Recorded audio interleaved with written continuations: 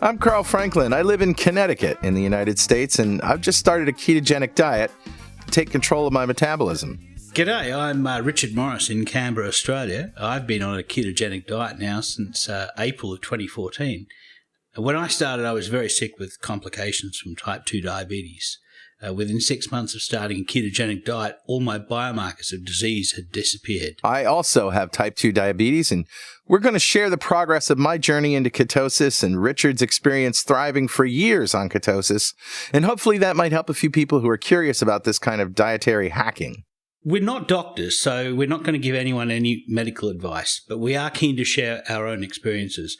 We're actually both software developers, so we're not afraid of a little technical detail, But we've done a bit of research into our own deranged metabolisms and the science behind those, and we hope to share some of that research. And where possible, we intend to put links in the show notes to cite the research supporting any claims that we make. Right. You'll probably work out pretty quickly that we're both foodies. We love to eat. We're also going to share some of the great food that we can eat on this diet. And every episode, we both share a recipe for an essential keto meal that we eat regularly. So let's get going with podcast number 3, The Insulin Show.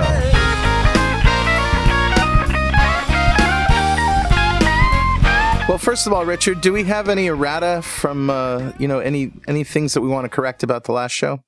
Sure, Carl. So I listened to the episode.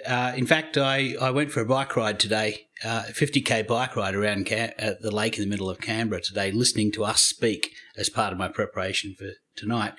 And I misspoke twice. I mentioned that Robert Lustig said that fructose causes insulin sensitivity, but of course I intended to say that he said that fructose causes the insulin resistance that ultimately makes glucose an acute poison. Little difference there. Yeah, a slight difference, yeah. Also, I mentioned that the ancient Greeks discovered that diabetes is related to sugar by tasting it. Well, actually, that's not entirely true. Oh. Yeah, it was an Englishman named Thomas Willis who in 1674 discovered that urine of a diabetic patient was wonderfully sweet as if imbued by honey. Invite the neighbors, honey. We're having a drink party. Exactly. Now, the ancient Greeks were the ones who noticed that people who had diabetes had insatiable thirst and peed all the time. So the name diabetes is actually a Greek for siphon. So they have quite a sense of humor, these Greeks. That's awesome.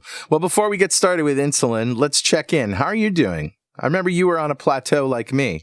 Yeah, I've actually been on a plateau for almost 18 months now. I go up and down a little bit, but for the most part, for the first 5-6 months, I was on a massive weight loss, and then all of a sudden I plateaued. But in that time that I plateaued, a lot of my metabolic markers got better. So my HbA1c dropped from 5.5% down to 5.2%. My HDL rate went up, and my triglycerides went down. So there were a lot of things that were happening. Also, I lost about 8 inches off around my belly. So while I wasn't really putting on or losing weight, my body was becoming much more healthy. Well, perhaps you were gaining muscle mass, which happens, right? That's right, yeah. And it could be a net zero effect. But right. So I tried fasting last weekend, and I had a wonderful success with that. Right. So I'm actually going to integrate fasting, an extended fast of 2 or 3 days into probably every month or every 2 months. Because the results for my blood sugar were spectacular. Well, I got to tell you, I was on a plateau and we did the show last week. And the next day, I broke the plateau. And wow. I did it by, I think what did it, and of course I don't know because I'm not doing any scientific studies or anything, but I started walking. I have a treadmill desk, and 3 days out of the week, this past week, I walked an hour each day. Oh, that's awesome. Yeah, and it's great just because I set up a laptop and I watch, old reruns of Star Trek and things that I like, and I can watch 1.5 episodes before an hour goes up, and it just flies by. It's great. Yeah. So do you actually feel like exercise, or are you pushing yourself to do it? No, I felt great, and I felt like I needed to. Like I said before, I had this urge. My body was telling me, you need to get up and move. Yeah. And, I'm so used to ignoring what my body tells me because most of my life it's been a bitch, Yeah. Unreliable. So But now I feel so good that I can pick up on the things that I'm feeling physically, and those are signals that you need to do something different. Yeah. And so in terms of weight loss and everything, I've been going great for this is my 4th week, right? End of my 4th week. Sure. Yeah. And you're going to see the recipe that I'm going to share today is a low-carb waffle. Oh, nice. And I had that during the week, and it was fine and great. And then come yesterday, so my wife and I are out watching a show, and we found a good place that did low-carb, high-fat dinner for us, and that was great. Nice. But breakfast the next day was at a hotel. I got blue crab eggs Benedict with a side of bacon. Oh, nice. I didn't get any bread or anything. So that came on a bed of blue crab. And I didn't know this, but blue crab is really kind of sweet. Yeah. So after taking a couple bites, I was like, I don't want to bite that anymore. And even the hollandaise seemed like it wasn't full fat. Like it seemed like, and the bacon was so crisp that it was not greasy or anything. And I'm like, I wonder if I'm eating enough fat. Yeah. But that got me through the day. And I add a little cream to my coffee and everything. But then around 3:00 yesterday, I was like, I got to make those waffles again. And I think I can do this. Yeah. And I changed something in the mix. I used a maltitol-based pancake syrup versus a Splenda-based pancake syrup. The maltitol is much sweeter, and I was missing that kind of sweetness. And guess what? What? Blew me out. It blew me out of ketosis. Yeah. Yeah, and I just discovered that I have a sensitivity to maltitol that I didn't realize. It's unfortunate because it's in a lot of the Atkins bars and a lot of other things. They put maltitol in, and it's a slower absorbing sugar, but it'll turn into glucose fairly quickly. So what happened was I immediately, and I'm talking a half an hour afterwards, I immediately felt like I'd just eaten a Twinkie, Oh, no. Yeah, and that whole carb thing came back and my muscles felt strained, and I knew I was kicked out. Yeah. And this morning, although the P-strip said that I was in moderate ketosis, they do kind of lie. A blood test last night, or a breath test, ketone test, was negative last night. So this morning I got right back on the wagon. That's and it. You just got to get right back on the horse. Yep. Yeah, I had my bulletproof coffee, and after about a half an hour, the feelings started to subside. That's my experience. I'm actually lucky. Most of the sugar alcohols don't affect me, but maltitol is one that does. So yeah, I got to watch that. And we're going to do a whole show on artificial sweeteners. Yeah. Just for anyone who's curious, the less sweet Splenda-based pancake syrup that I used was Walden Farms pancake syrup. Okay, cool. And it has a good maple flavor. It's just not very sweet. Yeah. And that had absolutely no effect on me. I had a wonderful time with it. But then I ordered this other stuff based on people's recommendations, Joseph's sugar-free maple syrup. And let's just say that's it's maltitol-based, and it blew me out of ketosis. Yeah. The other thing you could probably find is that sometimes if you've got not a great chef, you'll find that they'll get hollandaise out of a jar, and that stuff uses starches to gel the stuff. Yeah. It's not made on the moment. So you might find that you probably had some sneaky starches inside the hollandaise, and the crab may have been soaked in sugar and salt too. Yeah, it may have, but it is a naturally sweet crab. Right, yeah. Blue crab is, but I didn't eat most of it, so I just had a few bites. Yeah, it was bound to happen. Back up on the horse. Back up on the horse, exactly. Yeah. Well, it feels so crappy that I need to get back to this good feeling again. Yeah. And so that's what sort of what's driving me. Okay. We've got a podcast to do, my friend. Let's do a podcast. Let's talk about insulin, huh? So just to back up a bit, what is a ketogenic diet anyway? Well, for the keto curious, of people who have been hearing us talk about it, if you go back to chapter 1 or episode 1, you'll hear a fairly in-depth detail of it. But the essence is that you restrict your carbohydrate intake to just incidental carbs. So, if you have a little bit of spinach has a little bit of carbs in it, And that's not a bad thing. But you don't want to have things like potatoes and rice and wheat and starches and sugars. Right. And I said before that you want to limit it to 30 grams a day. They say 50 grams a day is enough to be in ketosis, but I believe even on the Atkins induction diet, it's 20. Yeah. So, incidental is good. Don't count them for cripe's sake. No, that's it. The other thing is that you can subtract the fiber because you don't digest fiber. Now, if you look at a nutritional information of a food, it'll say how many carbohydrates it has, and it'll probably say how much fiber it is. And for the most part, you can subtract that. So you get net carbs. That's right, yeah. So what about protein? You just have enough protein to maintain your muscles. So it's actually 1 gram of protein for every kilogram of lean body mass. And now, how do you know how many kilograms of lean body mass you have, or how many pounds? It's basically how much you would weigh when you were 20 and you were fit and you were carrying 8% body fat. There are some websites that will help you calculate that. The official way to really know is to get a DEXA scan, which is a special type of diagnostic that you can get done.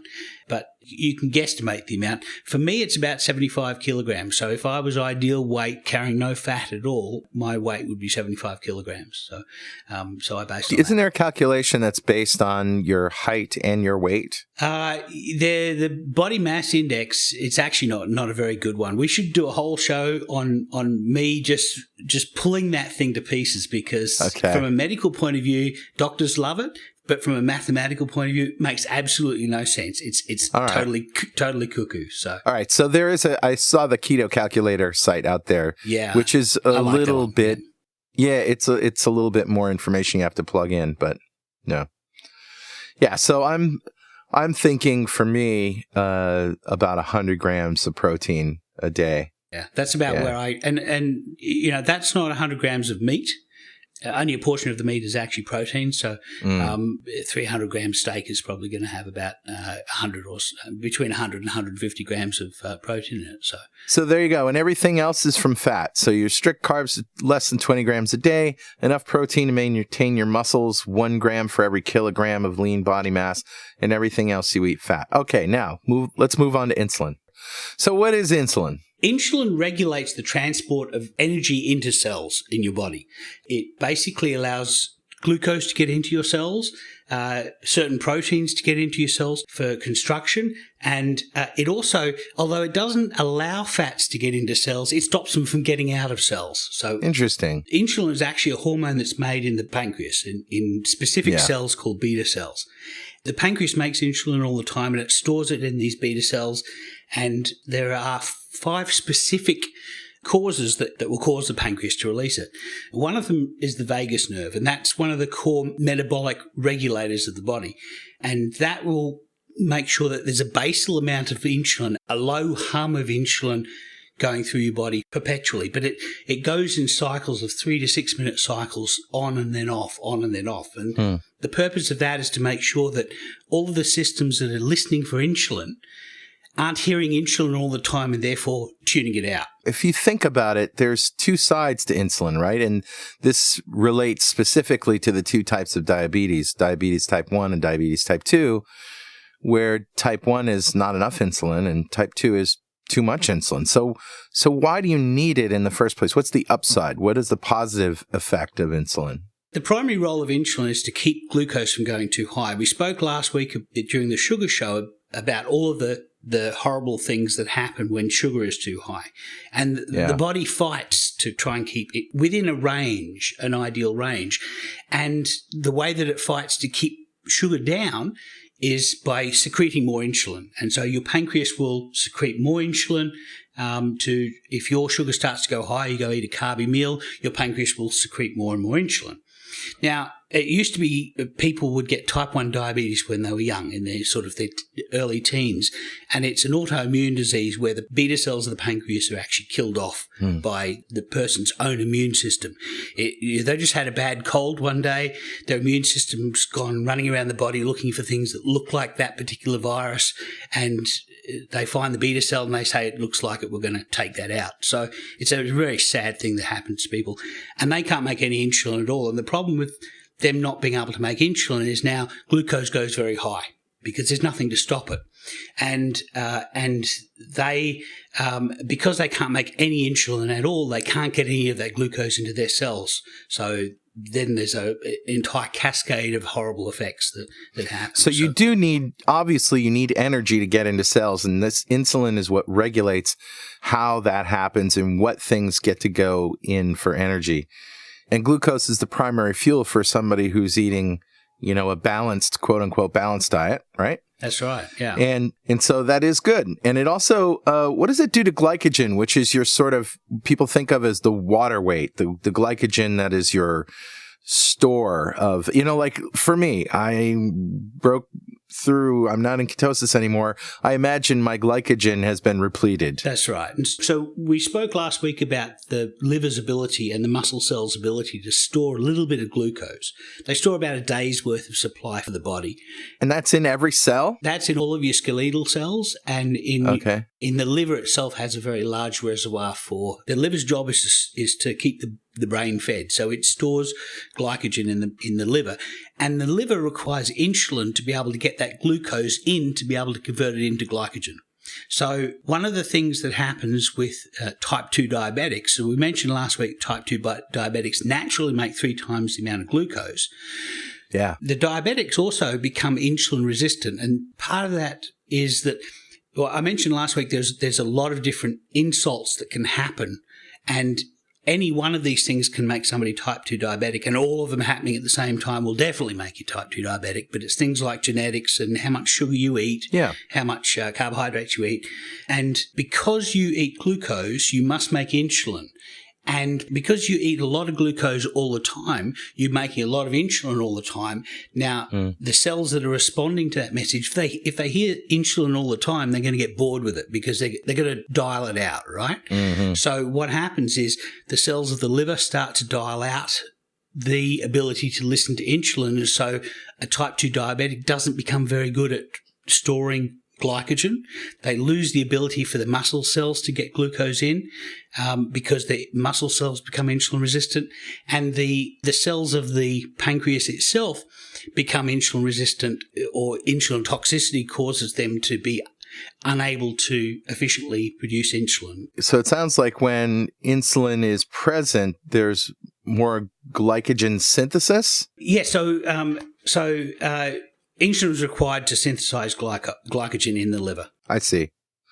All right. And then also amino acids building into proteins. This happens with insulin as well.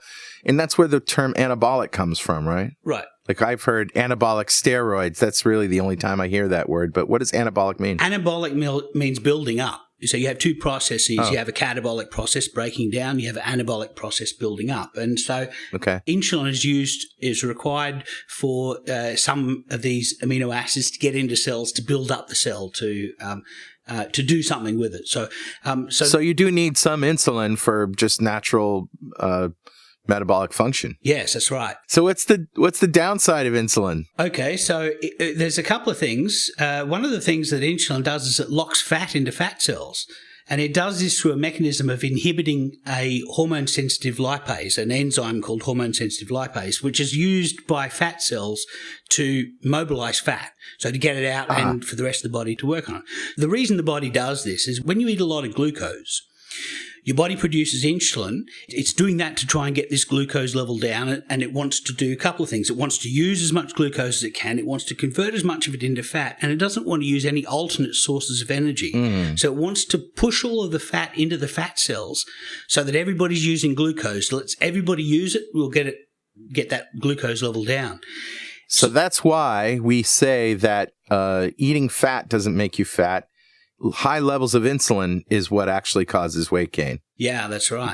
Because it's not allowing the fat in your cells to be burned as fuel. Yeah, it's not allowing the fat to get out of the fat cells and into your cells to be burned. Now, here's the thing. If your cells are also insulin resistant, that is, they're no longer listening to the message of insulin, not only can they not get fat in to burn, they can't get glucose in to burn. So at a cellular level, somebody with type 2 diabetes is starving at a cellular level. Yeah. They don't have energy getting into their cells. And getting heavier at the same time. That's why you're tired all the time after a carby meal. The two most likely strategies when your cells are starving is, one, find more food, and two, consume as little energy doing that as you possibly can. Now, this is literally gluttony and sloth. Yeah, that's right. We look at these as moral things, but these are really just biochemical results of the fundamental biochemistry of what happens to somebody who's insulin resistant. And this is why people say, just eat less and exercise more. What's the matter with you? Yeah. You're lazy. Yeah, we should do an entire podcast on the myth of self-control. Right. It's about portion control. I hear that all the time, I hear that a right? lot as well. We think of diet and exercise as being part of our body's metabolism, but these are really external events that our body's metabolism reacts to. Like, for example, today I went for a 50K bike ride, and my body's reacting by slowing down my metabolism a bit, making me a little bit more hungry, and doing these things to fight the weight loss. Well, that's how the body reacts, because these things are all external behaviors. All right. So let's talk about salt and in the kidneys with higher levels of insulin. Your kidneys are all the time extracting minerals out of your blood. Mm-hmm. But if you have high levels of insulin, your kidneys reabsorb the sodium that they've filtered out. They reabsorb it and put it back into the blood. This is one of the reasons why people who are type 2 diabetic and eating a lot of carbohydrates have a problem with hypertension. It's one of the reasons why high blood pressure is part of the complexus that's called metabolic syndrome. Yeah, that's right. I mean, I know I've seen many people saying they use light salt, that they don't try to cut salt and fat out of their diet, and they're doing essentially the opposite of what they should be doing. Yeah, well, isn't it? If you're eating a lot of carbohydrates, then you don't want to eat a lot of salt, because you're reabsorbing it in the kidneys. It's not going through you like it normally would. The thing that I come back to again and again, the more I look at this science, and I'm sure you've had this idea many times, is that people are always looking for a single thing, like just cut this out, or just add this, or just do that, and everything will be fine. But it's really about how all of these things work together. It's a more holistic view, that leads us to this ketogenic diet. It's not just that you're eating fat, it's that you're not eating carbohydrates. Yes, it's true. And you can't do one without the other. No. If you eat a high-fat, high-carbohydrate diet, that's a disaster waiting to happen. Absolutely, yes. Even if you eat a low-fat, high-carbohydrate diet, right? I mean, it's all these things that work together. You can't just do one part of it. You can't just eat, fatty omelets for breakfast and then have fruit. No, that's right. Sugary fruit. You can't do that. You have to be all in. Absolutely. The goal really of a low carbohydrate diet is to be able to fully feed the body without raising insulin too high. So there's a couple of other really dangerous effects of insulin. One of them is that it can cause arterial inflammation. That we actually discovered this by accident. There was a researcher who was working with insulin in dogs, and he had an insulin line into a dog's femoral artery, and he actually put too much insulin in, and within a couple of days the dog had become entirely sclerotic in that artery. So it basically hardened up and become atherosclerosis. It literally cardiovascular disease on only one side of the dog's body, the side that the insulin was going into. So they went back and did a full test with a number of dogs to work out how many days it took for this to happen. People who are type 2 diabetic, we mentioned before, they have high insulin. They have high insulin all the time. And the more that they have high insulin, the more the rest of the body ignores it, the more the pancreas has got to produce more insulin to try and get the message through. Yeah. It's a vicious cycle. Now, you have that high insulin in your veins and arteries and capillaries. You have that for long enough. You're going to get arterial inflammation. You're going to get plaques forming. And this may be why people with type 2 diabetes have got a fourfold increase in cardiovascular disease. Too much insulin, very dangerous. And not only will it keep you fat, but it's just all these negative health benefits as well. But you do need some. Yeah. This matter of ketosis, which is really the magic sauce for the ketogenic diet, isn't it? This, as we said before, invokes fear in the hearts of many hard hard-won professionals who only see high ketone levels in ketoacidosis in type 1 diabetics. Right. Which is a totally different metabolic problem altogether. Yeah, that's right. Nutritional ketosis is having enough ketones in your blood to feed your brain, but not too many so that your blood is acidic. The fact that we as type 2 diabetics, or anybody who's not type 1 diabetic, any of us who can make a little bit of insulin, that's sufficient to stop us getting into levels of diabetic ketoacidosis. So that's actually the critical thing that does it. We often think of our brain running everything in our body, but in fact, most of the behaviors of our body are run by a counterbalancing of various hormones working in conjunction with each other. Yeah. And one of the reasons why the insulin is sometimes called the quarterback of hormones is the fact that it drives a lot of our energy behavior. So, for example, I mentioned before that insulin stops fat from getting out of fat cells. If you step back a bit and look at it from a holistic point of view, insulin is controlling whether you're going to store energy or you're going to burn energy. If you have low insulin, you're going to burn more energy. You're going to draw down on your fat reserves. If you have high insulin, you're going to suck up energy into your fat reserves for later on. Yeah. And the problem, of course, is with the modern diet. We have a lot of carbohydrates in our diet. That keeps our insulin up for a long time. And for those of us who have a problem with producing too much of it anyway, that makes it even worse for us. And because our insulin is so high for so long, it means that we're putting on weight, more and more weight. So, the thing about the ketogenic diet is it takes the foot off the accelerator for insulin. And so all of a sudden our body is no longer forced unnaturally to store energy. The body's able to get to a safer position. So in my case, in 5 to 6 months, my body lost a lot of weight till I went from a BMI of 45 to a BMI of 29. And that's a fairly significant drop. And then I just plateaued there for, as I say, 18 months. Yeah. And meanwhile, my body was becoming healthier and healthier. Let's talk about some of the research behind insulin resistance and patterns.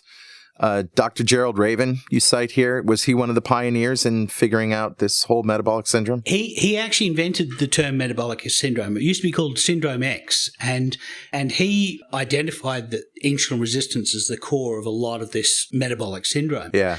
But there was actually a guy named Joseph Kraft in Chicago, I think. He's now 95 years old, and there's actually a wonderful video of him being interviewed by Ivor Cummings on YouTube, and we'll put it in the links. But he actually, 10 to 15 years before Gerald Raven came up with this concept of insulin resistance, he actually identified 5 different patterns of insulin, 1 normal one, 3 insulin diabetes in situ, which is diabetes, type 2 diabetes, and 1 which is type 1 diabetes.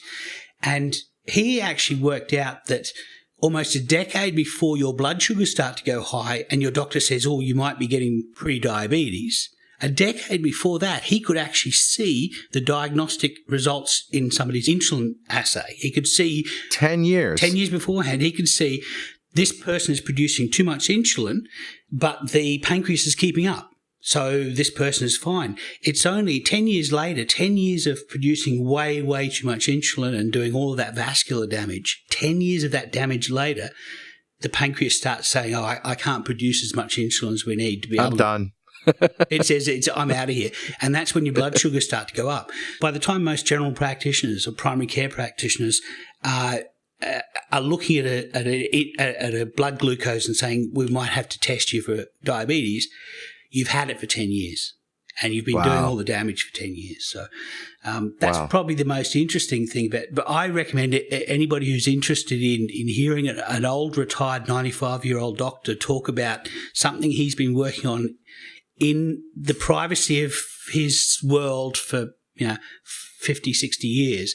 It's only just becoming, people are just starting to now publicize it. So I want to step back a little bit and talk about my situation right now is after 4 weeks, in a plateau in the last week or the last 2 weeks, actually, and then going off of it. I think this is a fairly common pattern that people get into. They get into a low-carb diet and a ketogenic diet, and, then they hit the wall and it gets frustrating, and then some cheat happens or something, and boom, you feel like crap again. I got to say, though, that the last week I felt fully adapted. I did not feel flu-like. I didn't have any symptoms. I felt sharp. That's awesome. Yeah, exactly. So, and I know that in keto, once you're keto adapted like that, you can withstand the lapse that I'm having right now. You can withstand a spike in insulin that lasts for a day or two, and instead of taking a week to get back into ketosis, it'll only take a couple of days. Yeah, that's right. 2 or 3 days, I think, is the... But we also talked about fasting and how fasting can bring on ketosis a lot faster than... But would you, and I know you're not a doctor, but in your experience, do you think it's a good idea for somebody at my stage who has gone through that couple of weeks, been keto adapted, and then had a spike to get back into it with a fast? Or should I go slower? I thought I'd never last a fast. Yeah. I thought I like my food too much. There is no way I will go kicking and screaming before I go without food. Last weekend, I started doing it I basically wagered myself that I couldn't do it. And, 63 hours later, I thought, I could keep going with this, but I think I might stop because I said I'd stop, So, but I sense danger though if you do that for too long. Can it be dangerous? I mean, you have to keep your nutrient levels up, and you have to, Yeah, there was a Scotsman who had a BMI in the 40s who walked into a hospital and said, "I want to become an experiment of one. I want you to feed me nothing for as long as I can, as long as you consider me healthy." And he lasted for something like 250 days or something. Good Lord. Before they said, okay, well, we're going to start feeding you now because we're getting very worried about what's happening. So when you're fasting, you're drawing down on your own fat reserves. Mm-hmm. And so if you're best adapted to burn fat, then it's a natural state to be in. If you're best adapted to burn glucose, you need to first of all unwind that glucose adaptation to become better at burning fat. And that's a painful thing. Yeah. So what I think you're saying is do a fat fast. In other words, give yourself enough nutrients to get back into ketosis. Once you're into ketosis, then maybe go for a day or two. That's right. Now, one interesting thing about you being, you're in ketosis comfortably, you're adapted, you're burning fat. Yeah. You had a slight incident with some maltitol, but other than that, and maybe some blue swimmer crab, but other than that, you're doing fine. So, one of the things that you can do now is you can start to dial back on the amount of fat that you put on your plate and get it from your body instead. So eat fat to satiety. You're going to be drawing down on body fat all day. Yeah. If you eat more fat than you need energy, you'll be adding some body fat. And you can do that. It means you gain a little bit of weight, and then you can the next day have less fat and drop a little bit of weight. But that's now that you're adapted, you have a lot more metabolic flexibility to be able to do that. And it's like having a knob, isn't it? Because, one of the cool parts of this is that you're not hungry. Like right now, I'm still feeling the effects of the high blood sugar. Like I know that feeling. I'm very familiar with it, Yeah. But I imagine after tonight, maybe tomorrow, that will subside and my hunger will subside. And that's what happens is that you can be very scientific about it. Yeah. So I like having that dial that you can just turn down and it's not going to affect your hunger and your performance or mental acuity or anything. That's right. So it'll be interesting to see what happens next week. Yeah, no, that'll be interesting. All right, it's time for recipes. Heard you say you're due for a little recipes. So would you like me to go first this time? Yeah, you go first this time. Well, so I did the fast last weekend. Right. And I didn't eat nothing. I ate a bit of green tea with mint. All you got to do is have very few calories. But because Julie wasn't fasting, when she had dinner, just to be sociable, I had something to eat at the same time. I had a couple of tablespoons of chicken stock in a mug of boiling water, and I whisked it up in a magic bullet so that it emulsified and it basically turned white. It was almost like chicken mayonnaise, but it was watery, obviously, but it was like a thicker than just water. Now your stock, you cook it down a lot, right? I do the same thing too, so I end up with not a lot of liquid. Yeah, and I do what you do, which is I freeze it in ice cubes. Yeah, I have 1.5 entire freezer drawers full of homemade stock, frozen stock as cubes, as ice cubes, in freezer bags. So I'm going to share a recipe for chicken stock, and this is a roast chicken stock. And I got this from Heston Blumenthal, and I'll include a link to my blog on how I came up with this. But I got this from Heston Blumenthal, who has a recipe for making chicken stock, but he uses some high carbohydrate ingredients. So what I do is I get chicken wings, and I get wings with the tips on. Sometimes they cut they think they're being helpful to cut the tips off, but really when you're making stock, you want all of those gnarly bits, because the gnarly bits under the pressure and heat are going to turn to gelatin. And there's nothing better than a stock that is almost solid when you put it in the fridge and it comes out as chicken jello. So now, I know about making stock, and the first thing I know is you brown the bones. Yes, that's right. So, you don't brown the bones, but do you brown the wings? Do you, saute them until they get crispy and black? I do, and I have a special trick I got from Heston. He uses skim milk powder, and he sprinkles a little bit of skim milk powder over the chicken wings, and then he roasts them in the oven. And you can use baking soda too. You can? Oh, I didn't know that. Yeah, that's awesome. Baking soda will crisp up a chicken. I know that in a recipe where you want a crispy skin anyway, you use baking soda to dry it out, and then you put it in the fridge overnight. And then in the morning, you got all that crispy skin. You can cook it. So I use full cream powdered milk, and so it's going to be less carbs. The thing is, if you get light milk, you get low fat. Anything is going to have more carbohydrates in it. That's the quid pro quo. So I sprinkle a little bit of full cream milk powder over the top, and I only for about 18 wings, I only need about 5 grams of the stuff, so it's a very small amount. The point is that the milk powder has a chemical reaction with the skin of the chicken called the Maillard reaction. It's basically cross-linking proteins and sugars together so that it browns and it gets that roast chicken flavor, that unique roast chicken flavor. Nice. Sometimes I buy entire carcasses, which is, just they pulled all the meat off and it's all the bones and gnarly bits left over. Well, gnarly bits are perfect for stock. In the United States, you can go into any grocery store and get a rotisserie roasted chicken that's already browned on the skin. Yeah. And you can make stock from those. Just put it in water. Oh, nice. And the meat will fall out. You can make chicken salad from the meat when it comes out, but, put it in water, simmer it for several hours, and you've got all the brown bits and the gnarly bits in there. We get those baked chickens, or in Australia we call them chooks, baked chook at Woolies, So the specific trick for this recipe, though, is to use the wings because they have the bits that are going to turn gelatinous. And I use a pressure cooker. Yeah, one of those electric pressure cookers. The theory behind that is that if you keep the lid on and keep everything under pressure, it happens quicker. So it only takes me about 2 or 3 hours of pressure cooking to do what I would otherwise have to take 24 hours in a slow cooker to do. Yeah.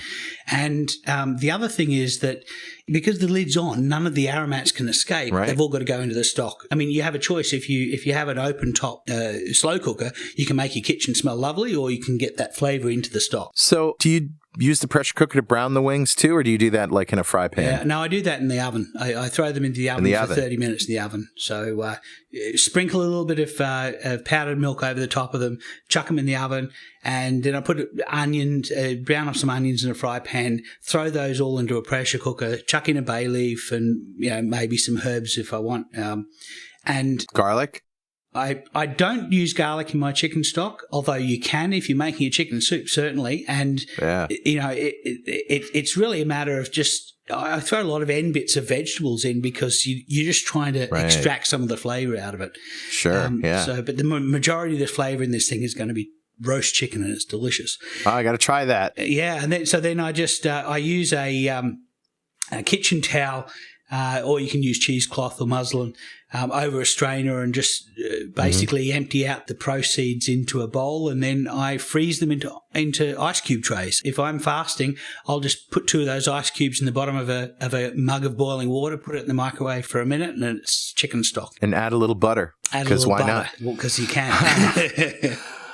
All right, let me tell you about my recipe. Yeah. This is the low-carb waffle that I discovered, and it was sort of a combination of my own, high-carb waffle recipe, which I'm used to making all the time, and some waffle recipes that I found online. And I'm using this stuff called Carb Quick. Okay. And Carb Quick you can get on Amazon, and it's kind of like Bisquick, but low carb. Oh, nice. Yeah, and it doesn't have a lot of the typical low carb flour flavors, like soy. It doesn't really have that bad flavor. It's quite nice. So the ingredients: half a cup of Carb Quick, half a cup of heavy cream, 2 tablespoons of butter melted, 2 eggs, 2 ounces of cream cheese, 1 tablespoon of sour cream, half a teaspoon of baking powder, half a teaspoon of vanilla, quarter teaspoon nutmeg, quarter teaspoon cinnamon, and 1 packet of Splenda, which is optional. Sure. So you separate the eggs and beat the whites until they're stiff, and use room temperature eggs. Right. And if you take eggs out of the fridge, just put them in a bowl of room temperature water for about 10 minutes, and then that'll be fine.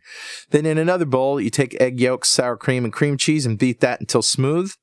Slowly add the butter, and not too fast, because especially if it's been recently melted, you want to let it cool a little bit. So then you add the Splenda, the cinnamon, the nutmeg, the baking powder, vanilla, and mix that up, and add the Carb Quick, and then slowly add the heavy cream until you get that right consistency for waffle batter. And you know what I'm talking about. Yeah. If it's too thick, it's too thick. If it's too thin, right? So once that's all mixed up, you fold in the egg whites. We do a lot of egg white folding in this show. Yeah. And that's in art form unto itself. It's a necessary one because it gets air into a mixture. Yeah. And this is the same stuff I would do with waffles, even if it wasn't Carb Quick or anything else. It's just that you have more fat and you have less powder, right? Sure. So you want to cook this in a waffle iron. And I found that like 50% heat was pretty good. Although the ones that I made this weekend, it was interesting. I used a higher heat level, and they sort of stuck to the sides. And I don't know if I got the ratios wrong or whatever, but I had to peel the waffle off, the outside got brown before the inside cooked. So now I'm thinking you want to put it on a lower setting and cook it longer. Yeah, you don't use any sprays or anything like that because you got a lot of butter and everything. Got a lot of fat. Mix. Yeah. That makes about 3 waffles. If the waffle iron isn't working for you, they make great pancakes as well. And each waffle has about 1 to 2 grams of carbs. I think I'm gonna have to get me a waffle iron. There's no doubt about it. That sounds awesome. And like I said about the pancake syrup before, the Walden Farm syrup is less sweet, but it, like in me anyway, Splenda doesn't give me that insulin response. However, that maltitol syrup, that Joseph's, wow. Yeah. That was that's what did me in. So I don't know. It's good to know. Yeah, I think you should do experiments yourself with maltitol. Yeah. And use a glucose meter and see how it affects you. We're all snowflakes. We're all unique. So, for a lot of these things, we're all, as Professor Noakes says, we're all an experiment of one.